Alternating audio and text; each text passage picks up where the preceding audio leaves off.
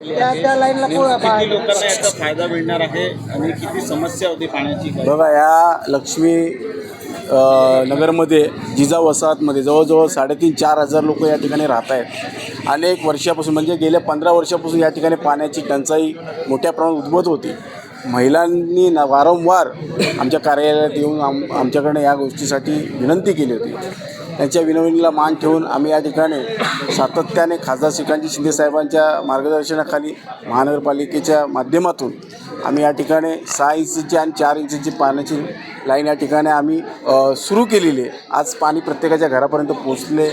लोकांमध्ये मोठ्या प्रमाणात उत्साह आहे, आनंदाचं वातावरण आहे.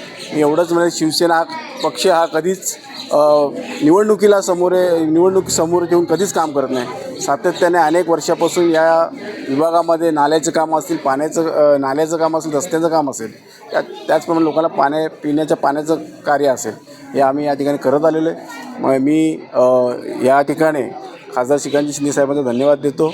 त्याचप्रमाणे इथल्या महिला भगिनीला एवढेच श्वासदी देतो की येणाऱ्या काळामध्ये ह्या पावसाळ्या दिवसामध्ये मोठ्या प्रमाणात व्हायरस चालू आहे, तापाचा खोकल्याचा आजार चालू आहे. त्यामुळे आपण सगळ्यांनी या ठिकाणी पाणी उकळून प्या आणि काळजीपूर्वक पाणी वापरा.